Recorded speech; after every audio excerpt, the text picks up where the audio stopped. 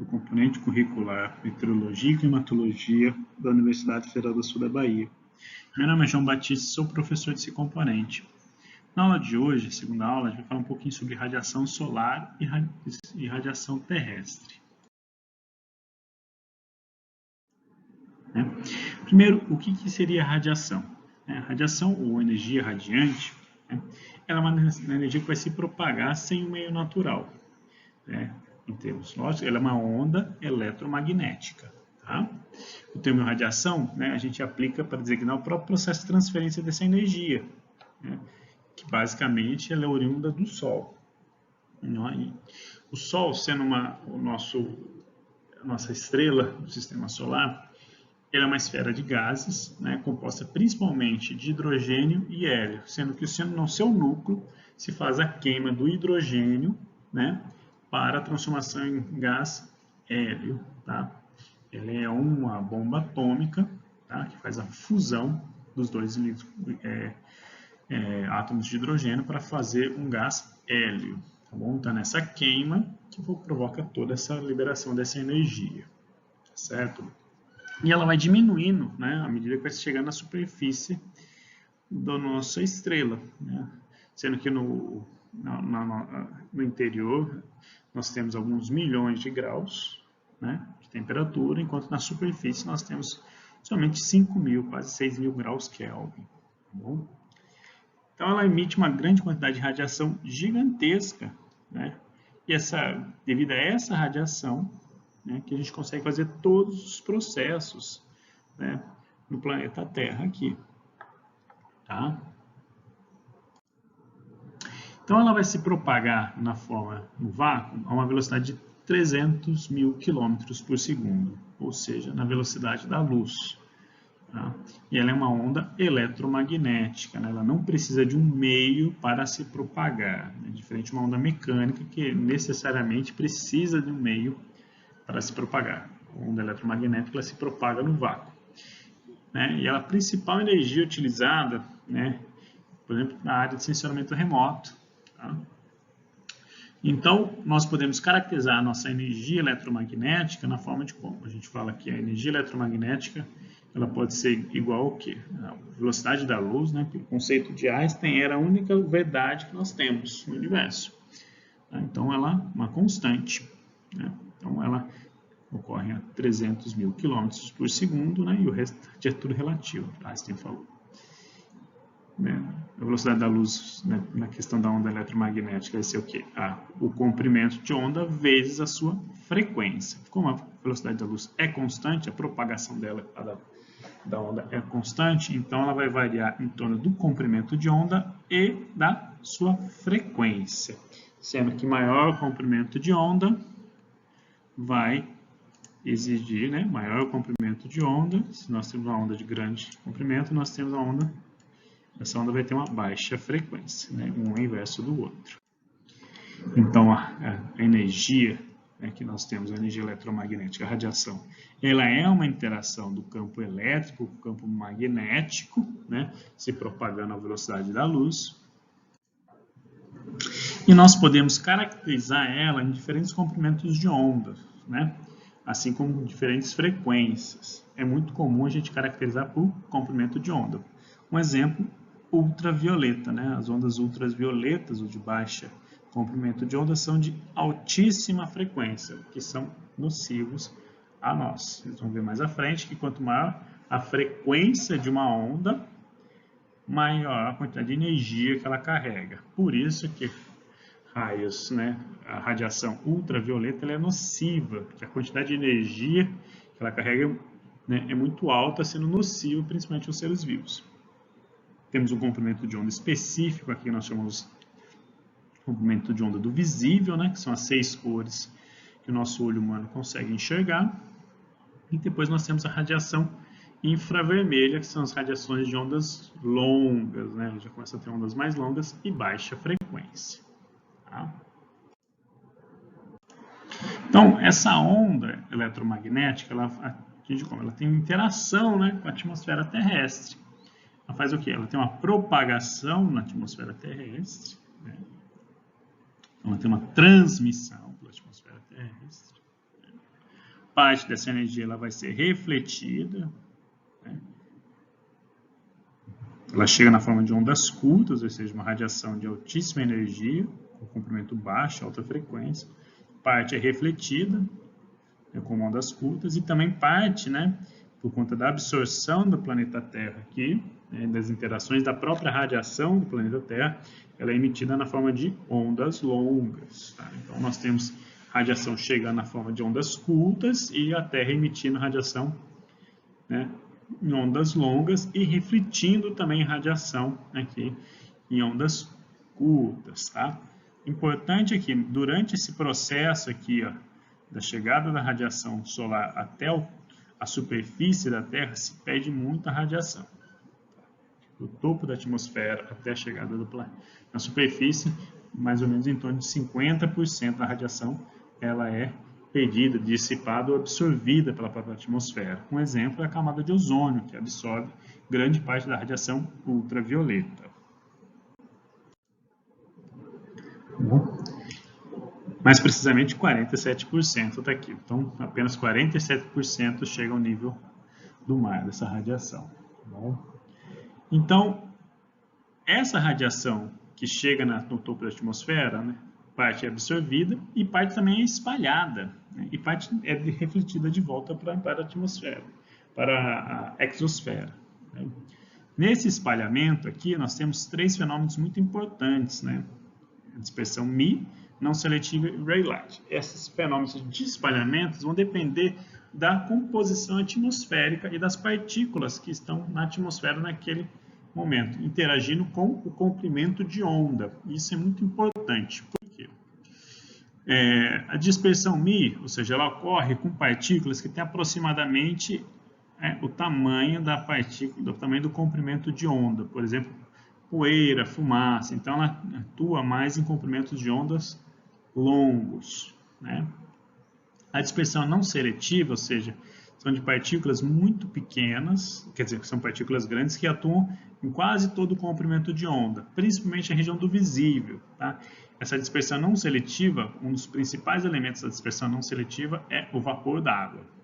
O vapor d'água, como ele atua em praticamente todos os comprimentos de onda, aqui, ele vai misturar, né, as cores, né, do nosso espectro eletromagnético. São 6. Misturando essas cores, nós temos a cor branca.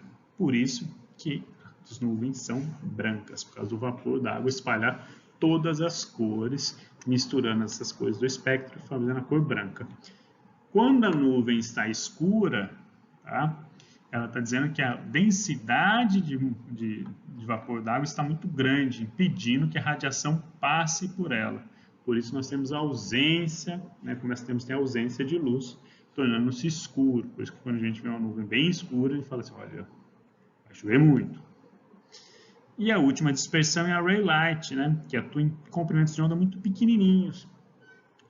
Né? Os menores comprimentos de ondas, né, das cores são o violeta e o azul. Os nossos olhos são mais sensíveis à cor azul do que à cor violeta. Então, como a dispersão Rayleigh ela atua muito nesses 2 comprimentos de onda, nós vemos o céu azul, porque a dispersão ocorre nas 2 cores e os nossos olhos são muito mais sensíveis à cor azul do que à cor violeta. Por isso nós vemos o céu azul nesse caso. Aqui nós temos uma ideia da radiação total que chega na atmosfera. Então, do comprimento de onda. Aqui a radiação solar. Basicamente, ela ocorre muito na região do visível. A maior quantidade de energia na região do visível aqui. Principalmente na cor verde. Né? Então, nós temos aqui o ultravioleta, né? E aqui nós temos o infravermelho, com a radiação terrestre de ondas longas aqui, ó. Então, nós temos aqui a intensidade de radiação pelo comprimento de onda. Nesse caso, nós estamos dizendo qual que é a absorção da atmosfera terrestre para cada né, nos comprimentos de onda e cada elemento, ou seja, o óxido nitroso, que é um importante gás de efeito estufa, tá, que tem uma capacidade de absorção de radiação de ondas longas 300 vezes mais forte que o gás carbônico, ele absorve um pouco de radiação aqui, ó, né? Ou seja, absorção de 0 a 100, ó, aqui está mostrando a absorção nessa faixa aqui, de ondas longas. O ozônio e o oxigênio absorvem muita radiação aqui, ó, quase praticamente toda a radiação, né, na faixa do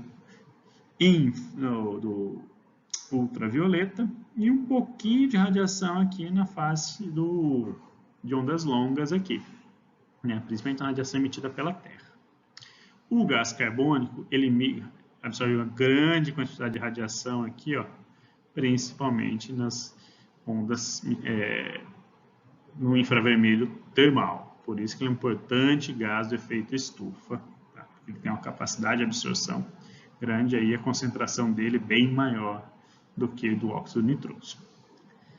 E aí nós temos a água. A água ela absorve radiação em diferentes comprimentos de onda. Ela é o elemento mais importante do efeito estufa que nós temos. Ela acaba absorvendo muita radiação em diferentes comprimentos de onda, né? E essa radiação absorvida em diferentes comprimentos de onda retornam à Terra, principalmente na forma de ondas longas, aquecendo o planeta Terra, que é o efeito estufa. Tá? Nesse caso aqui, a nossa atmosfera terrestre, na forma total, ou seja, o somatório, ela tem esses espaços aqui onde nós não temos absorção, né, nós temos uma transparência para essa radiação. Nós chamamos de janelas atmosféricas, né? São janelas onde a radiação tem pouca ou quase nenhuma interação, né, com a atmosfera terrestre. Então, né, essa questão de maior facilidade para atravessar dá um conceito de janela, né? Ou seja, naquela faixa, daquele espectro, do espectro magnético, a radiação ela tem mais facilidade para chegar na atmosfera terrestre e para sair da atmosfera terrestre também. Tá? Um exemplo disso é a radiação do visível. Tá?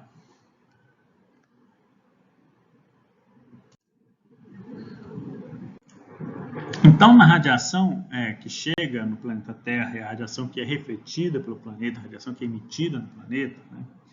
Nós podemos falar que o balanço energético, ou seja, toda a radiação que incide no planeta Terra, ou seja, a radiação incidente, nós estamos falando da radiação que chega no planeta Terra, nós podemos falar que ele tem uma parte refletida, uma parte absorvida e uma parte que vai ser transmitida. Tá certo? Então, essa radiação, esse balanço energético aí, né, parte vai ser simplesmente refletida, uma parte absorvida e outra transmitida, quer dizer o quê? Que ela passa pela atmosfera terrestre. Tá? Quando a gente fala um pouquinho mais de sensoramento remoto, né, a questão de imageamento da Terra, a gente gosta muito de tratar em reflectância. Né? Reflectância é o quê? O total da energia refletida pelo total da energia incidente. Então, ela vai dar uma porcentagem. Tá? A soma das energias da reflectância, absortância e transmitância tem que dar 1, ou seja, o porcentagem seja o percentual de cada um aqui para dar a unidade de total da energia incidente no planeta. Então, para finalizar, o que? Nós temos a radiação aqui chegando do Sol, ou seja, nós temos radiação do topo da atmosfera, né, 100% que chega aqui no planeta, parte absorvida pelas nuvens, parte absorvida por gases, lembra do camada de ozônio, né? Parte é difusa aqui, principalmente para tornar essa tonalidade azul no céu aqui, né? E uma parte simplesmente volta para a atmosfera terrestre aqui, né? Na forma atmosfera terrestre, não, pela exosfera. Então ela volta aqui. Então, em torno de 43 até 50% da radiação que o Sol incide no topo da atmosfera chega na superfície terrestre. Essa radiação aqui é a radiação de ondas curtas. Né? Então, radiação de ondas curtas. Enquanto que a radiação emitida pela Terra, né, são as radiações de ondas longas. Para não ter confusão, o rock and roll. Né? Então, radiações de ondas curtas emitidas pelo Sol e radiações de ondas longas emitidas pela Terra. Então, essa radiação de ondas longas ela sobe aqui, né, principalmente para a própria atividade do planeta Terra e para a própria, quando você absorve muita radiação do Sol aqui, ela volta para a superfície, né, para a exosfera terrestre. O que ocorre quando nós temos o efeito estufa, né? Esses gases do efeito estufa impedem que essa radiação aqui, né, suba e vá embora do planeta, né, que é a radiação de onda longa, que principalmente a radiação termal, aquela que é transformada em calor. Então, ela volta muito para a superfície terrestre. Quanto maior a quantidade de gases aqui, mais radiação vai ser retida nessa emissão e mais radiação vai voltar ao planeta aqui, tornando o planeta mais quente. Isso que é o efeito estufa, tá? O efeito estufa, por si só, ele é benéfico para o planeta. Nós conhecemos a vida como hoje porque temos o efeito estufa, porque ele funciona como uma solução tampão. Ele não permite que aqueça demais e que esfrie demais o planeta. Ocorre o que com as mudanças climáticas? Esse efeito estufa aqui, né, os gases do efeito estufa, você está engrossando o seu cobertor. Então, você está impedindo que mais radiação saia do planeta, aquecendo mais ele. Tá? Vamos agora para algumas leis de referências, né? Radiação, né, e corpo negro. O corpo negro nós identificamos como um material hipotético capaz de absorver a integralidade da radiação que ele incide sobre ele. Então, nós falamos que ele tem uma absorvicidade e emissividade igual a 1, ou seja, ele não reflete nada e não transmite nada, ele absorve toda a radiação, tá, que chega nele. Então, era um formato mais abstrato. O que a gente pode identificar mais como corpo negro, que é fácil ver, é você ver o asfalto, né? Quando você vê um asfalto e a radiação chegando em cima dele, você pisar nele, tá, com muito sol, você vai ver que ele está extremamente quente. Por quê? Ele tem baixa reflexão e pouca transmissividade. Ele absorve muita radiação e emite muita radiação, né, por causa dessa radiação absorvida, aumentando muito a temperatura desse local. Pela lei de Planck, né, nós temos o quê? Que as quantidades, ou seja, a radiação, quanto menor o seu comprimento de onda, maior vai ser a sua frequência. Maior a frequência, maior a potência irradiada que ela tem, maior a quantidade de energia que ela vai ter. Tá? Essas energias quantizadas nós chamamos de pacotes de energia, né? O quantum, né? Que é a energia de um fóton. Tá? Então, ela vai ter uma grande quantidade de energia. Quanto mais energia ela vai ter, né? Ou seja, quanto menor quanto maior a frequência que ela vai ter, maior a quantidade de energia que ela vai computar. Então, é menor o comprimento de onda. Por isso que as ondas ultravioletas possuem grande quantidade de energia e são altamente nocivas aos seres vivos. Então, essa energia, né, de um fóton de radiação, ela vai ser igual ao quê? A constante de Planck vezes a frequência da sua radiação. Lembrando que a frequência ela pode ser descrita como a velocidade da luz dividido pelo comprimento de onda. Então, nós poderíamos retratar a energia, né, de um fóton de radiação também como a constante de Planck vezes a velocidade da luz dividido pelo comprimento de onda. Ou seja, radiação que tem grandes comprimentos de onda tem baixa energia, diferente de radiação que tem pequenos comprimentos de onda, que a energia vai ser maior. E por fim, nós temos a lei de Stefan Boltzmann, que ela define o quê? Quanto a energia também ela pode ser traduzida como a temperatura que o corpo está. Quanto maior a temperatura desse corpo, maior vai ser a energia emitida por esse corpo. Por exemplo, tá? No momento que nós pegamos uma barra de ferro e botamos ela para aquecer, ela começa a ficar de uma forma mais avermelhada quando ela está muito quente, ou seja, ela está emitindo muita radiação, porque a temperatura que ela está muito alta. Então, ela muda a coloração. Então, nós admitimos que quanto maior a temperatura que está, maior a energia emitida e ela vai mudar a coloração também. Ela vai passar para a radiação de ondas curtas, né? Porque maior a quantidade de energia emitida, então quanto mais ferro a gente aquece o ferro, mais ele passa de um avermelhado para começar a ficar amarelo, né? Até ficar azul por conta do quê? Da energia emitida. O azul tem o menor comprimento de onda do que o vermelho, então ela vai emitindo cada vez mais radiação também. Né? Em termos práticos, né, a energia emitida pela constante do Stefan Boltzmann, nós temos que aplicar dependendo da superfície que nós temos nela. Tá bom? Nós não temos temos que aplicar um fator de correção para saber a quantidade de energia emitida por cada uma das superfícies a partir da temperatura, mas nós conseguimos. Então, na lei de Stefan Boltzmann, né, você tem pequenos comprimentos de onda emitindo muita radiação por causa de uma temperatura também muito alta. Tá? Exemplo, o Sol. Né? O Sol é amarelo, temperatura altíssima, né? E nós temos grande quantidade de radiação sendo emitida. Por fim, nós temos a radiação, a lei de radiação de Wien, né? Que o comprimento de onda máximo de emissão é inversamente proporcional à temperatura de superfície. Novamente, quanto maior a temperatura, menor o comprimento da sua onda, porque vai ter maior quantidade de energia sendo emitida.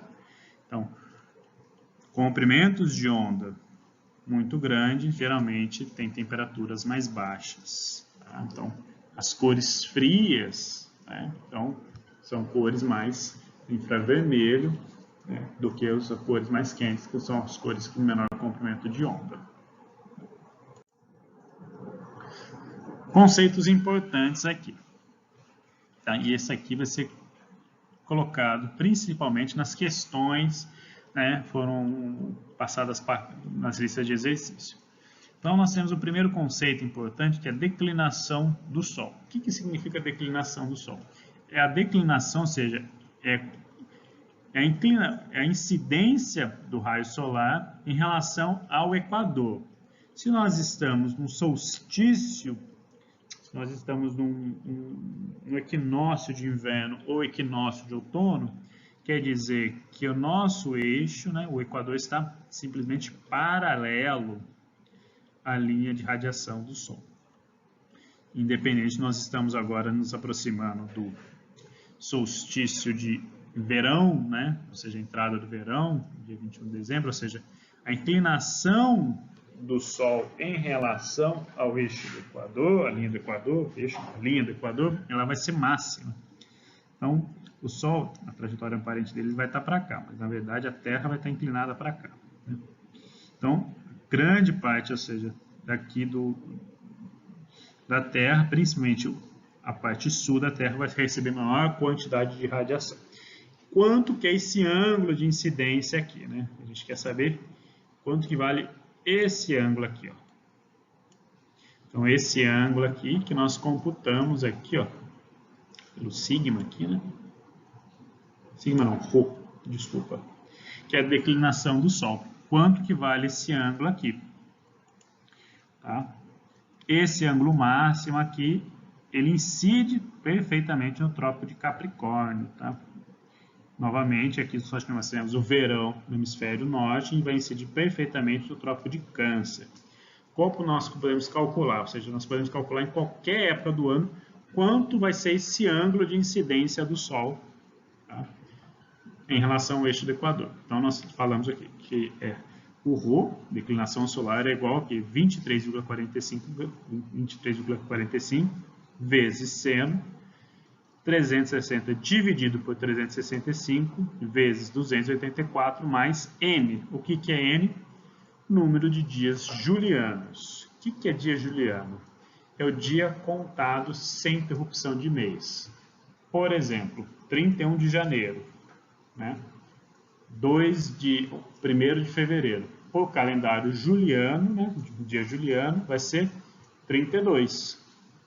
Então, você só soma os dias, você não interrompe isso daí. Então, o calendário juliano, nós temos o ano variando de 1 a 365 dias, né? 1 para 1º de janeiro, 365 para 31 de dezembro. Para quem for fazer isso no Excel, lembrar que você tem que transformar esse elemento em colchetes em radianos, senão não é possível fazer. Então, aqui novamente, a inclinação solar em relação ao eixo terrestre, inclinação do Sol em relação ao eixo terrestre, aqui, linha do Equador, desculpa. Então, nesse momento aqui, ó, nós temos a radiação incidindo aqui, ó, no Equador, né? Aqui a linha do Equador, aqui nós temos, se nós tivermos a máxima do Rho aqui, essa linha aqui vai ser de 23,27 minutos, tá? 23 graus e 27 minutos, que vai ser onde passa o Trópico de Câncer, tá? E no sul aqui nós temos o Trópico de Capricórnio. Então essas linhas são importantíssimas para definir o clima no planeta. Nós definimos as zonas temperadas e zonas tropicais por essas linhas, tá? E se você puxar uma linha aqui para cima, ela vai dar esse mesmo ângulo aqui, tá? Que vai definir o círculo polar ártico, tá? Então são esses ângulos importantes que nós definimos e dividimos o planeta. E ele tem um ângulo máximo aqui, né, no nosso inverno, que é o solstício de inverno para o hemisfério sul, né, no dia 22 de junho. Nós temos os nossos equinócios, onde a radiação incidente em relação coincide com a linha do Equador, de 21 de março e 23 de setembro. E nós temos o solstício de verão, né, que é o verão, a entrada do verão no hemisfério sul, que é dia 22 de dezembro. Outro conceito importante de inclinação solar é o ângulo zenital, né? O que é o ângulo zenital? O que é o zênite? Então, se eu traçar, se estiver um planeta Terra em qualquer local, quando eu traço a linha zenital, é a linha que vai passar, né, prolongando e atravessando o centro do planeta Terra, tá? Liga um ponto ao outro. Nós temos o plano do horizonte, então o ângulo zenital vai ser o quê? A incidência, onde o Sol está, até o zênite, né? Então nós temos o zênite aqui. Esse ângulo nós chamamos de ângulo zenital, que permite fazer cálculos interessantes, né? Inclinação que o Sol vai estar em determinada época do ano. Isso permite me calcular, por exemplo, habitações, permite saber, por exemplo, projetos de energia solar. Eu preciso desses ângulos, eu preciso saber isso para contar, para calcular quanto que eu vou ter de rendimento de energia solar, tá? As culturas agrícolas eu posso determinar a radiação principal que vai chegar, né, a radiação teórica que chega em determinada época do ano. Dimensionamento de construções e habitação para conforto térmico, conforto acústico e aproveitamento de iluminação também. Posso fazer tudo por esse ângulo aqui. Então, como é que eu calculo o ângulo zenital, né? Parece grande equação, mas não é. É o seno de φ, que é a latitude do local, vezes o seno de Rho, que é a declinação solar, mais o cosseno de φ, latitude, cosseno de Rho, que é a declinação solar que a gente viu como calculando anteriormente, e o cosseno de H. O que é H? Ângulo horário. O ângulo horário é para qual hora do dia você vai ser claro, porque ela tem uma variação. Esse movimento da estrela do Sol aqui, ela vai depender da hora que você está vendo isso daí. Então, você tem que calcular dessa forma. E aqui nós iremos ter o quê? A posição que o Sol vai estar entre o zênite e, né, o ângulo entre o Sol e o zênite do planeta, da nossa posição que nós queremos calcular. Ela depende da latitude que nós nos encontramos e a hora. Lembrando que você for calcular usando planilha eletrônica, principalmente no Excel, você tem que entrar seno parênteses, radianos, parênteses, e o valor da latitude, porque o Excel lê preferencialmente em radianos e não em ângulos. Tá? Outro conceito importante é o azimuth do Sol, ou seja, em relação ao norte, o ângulo e posição que o Sol vai estar dentro dessa posição aqui. Então, ele vai ter um caminhamento aqui, você vai saber, né, quando a posição que o Sol vai estar em determinada época do ano. Nós temos o azimuth do Sol, né, sendo calculado pelo seno aqui da latitude do local, cosseno do ângulo zenital, menos o seno da declinação solar, dividido pelo seno, né, do ângulo zenital, vezes o cosseno da latitude. Tá bom? Lembrando que tem que entrar todos em radiano aqui.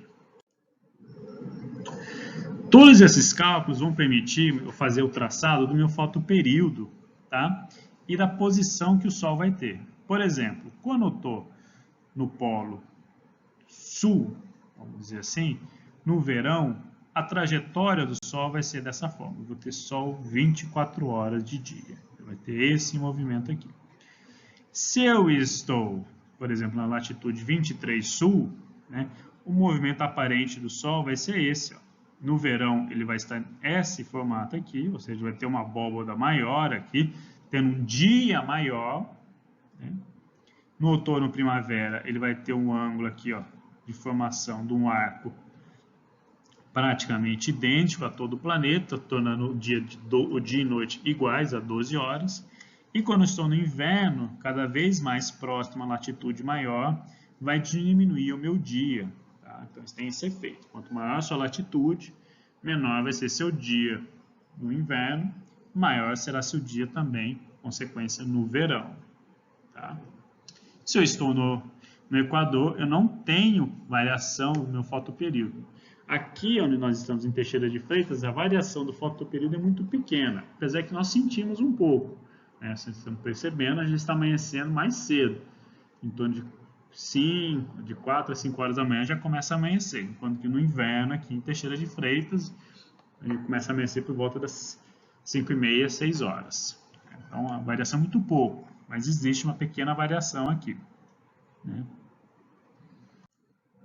Então, a fotoperíodo vai variar de acordo com as latitudes. Né? Então, se nós estamos em latitude 60 graus, no verão, nós teremos praticamente 18 horas de dia, enquanto que no inverno nós teremos só 6 horas de dia. Para latitudes de 15 graus, que é bem próximo que a gente está aqui, o verão vai ter 13 horas e o inverno vai ter 11 horas. Então a variação é muito pequena nesse caso aqui. Outro conceito que é possível calcular é a quantidade de radiação que vai chegar no topo da atmosfera em determinada época do ano. Que é o R0 aqui, a radiação do topo da atmosfera. Então nós podemos calcular por essa equação aqui, sendo que D sobre D é a distância média que o planeta Terra tem em relação ao Sol, pela distância real que ele está naquele momento. Tá? Esse D por D', usando essa expressão aqui, nós podemos calcular ele. Tá? Então, o X aqui pode ser calculado dessa seguinte forma. 2π vezes N menos 1 dividido por 365. Tá? Nesse caso aqui, esse X já está em radianos. Tá bom? Lembrando que N é o dia juliano que nós encontramos hoje. O H, nesse caso aqui, ele representa a duração do dia solar em ângulos, tá? É importante frisar isso. Ele vai ter, por exemplo, um ângulo assim de 120 graus, o H. O que é 120 graus? Quer dizer que o Sol está fazendo uma trajetória no arco do céu de 120 graus só. Então, ele tem uma duração menor do dia. Cada vez que vai diminuir nesse arco, menor é a duração do dia. Quanto maior o comprimento desse arco, maior a duração do dia. Então, ele pode ser definido por tangente de φ por tangente de ρ. Aqui. tá bom?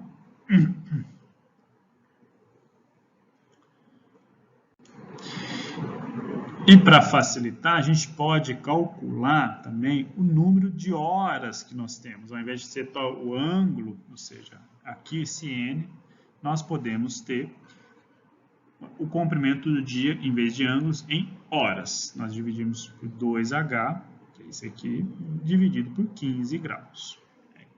Então, nós temos o comprimento do dia, aqui nesse caso, em horas. Bom, no balanço de radiação, ou seja, toda a radiação que chega na superfície terrestre, né, a parte ela vai ser refletida de novo. Nós chamamos de balanço de radiação. Essa energia que chega na superfície terrestre é muito importante. Ela é utilizada para aquecer o solo, aquecer a água, fazer os processos de resfriamento, o processo de circulação do ar, circulação da água na atmosfera. Ela permite todos os processos fisiológicos dos seres vivos, tá? Como a fotossíntese e a transpiração. A água, quando a radiação chega no planeta Terra, né, principalmente a água começa a evaporar. Essa evaporação da água, né, junto com a transpiração das plantas, no processo de evapotranspiração, ela é muito importante porque ela é um grande distribuidor de calor na atmosfera terrestre. É super importante esse movimento, tá, de distribuição de calor. Tá bom? Então, a radiação que chega, ela tem um componente muito importante, principalmente aquecer a água e aquecer o solo. Tá? Então, essa radiação que chega, né, como a gente já explicou anteriormente, parte é absorvida, parte é refletida. E temos uma parte aqui também dessa radiação que ela vai ser emitida na forma de ondas longas. Lembrando que é o nosso rock and roll. Nas ondas curtas, né, ou seja, a radiação solar diária que atinge o horizonte, ela pode ser definida como a radiação no topo da minha atmosfera, aquelas equações anteriores, vezes A e B, que são coeficientes de localidade. Você pode adquirir isso no livro, tá? No livro do Varejão tem isso. O N, que é o número de horas de brilho solar do intervalo entre o nascimento e o pôr do sol, é diferente da duração do fotoperíodo. Por quê? N, em tese, é a teoria de quanto dura o dia naquele, quanto que é o fotoperíodo, ou seja, a duração do dia em horas de brilho solar, em relação ao dia total. Né? O N, ele é o real. Quantas horas você vai ter de brilho solar? Ah, não, vai ter chuva, vai ter nuvem, então não vou ter esse brilho. Então, eu faço a redução. Caso você queira fazer uma ideia, ou seja, hipotética da radiação que chega naquela superfície, nós podemos igualar o Nzinho ao N, para dizer que isso daqui é 1 sobre 1, mostrando que o dia, né, o fotoperíodo teve o mesmo dia daqui, não teve nuvens no céu, não teve nada, nenhuma intercorrência, nós tivemos o dia igual aqui ao dia teórico. Tá?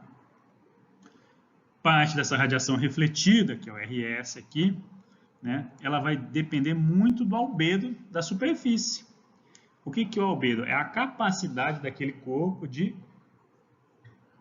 refletir energia. Se o corpo negro ele tem uma capacidade zero de refletir energia, nós dizemos que o albedo dele é zero.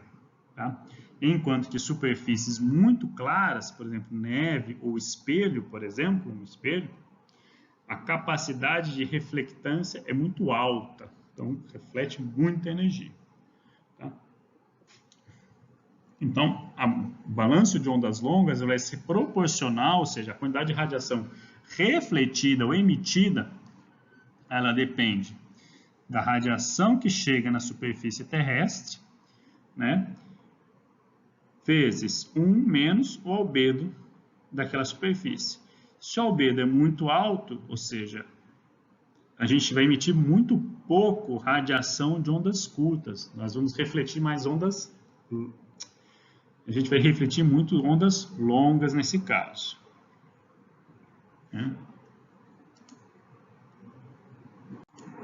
Então, na radiação, no balanço de ondas curtas aqui, ou seja, a quantidade de radiação refletida, né, vai ser proporcional ao albedo da superfície. Se a superfície tem um albedo alto, então quer dizer que refletir, isso aqui vai ser muito alto aqui, então vai ser zero praticamente aqui.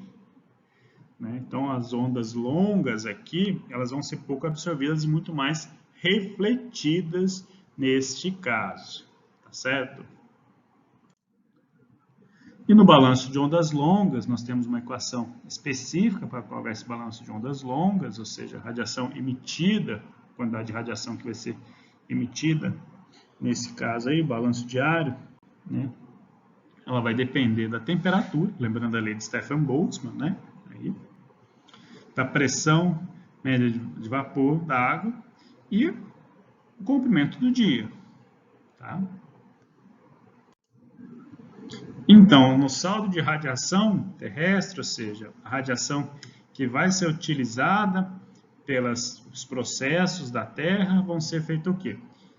A quantidade de radiação de ondas curtas que chega, menos a quantidade de radiação de ondas longas que está saindo, está emitindo neste caso.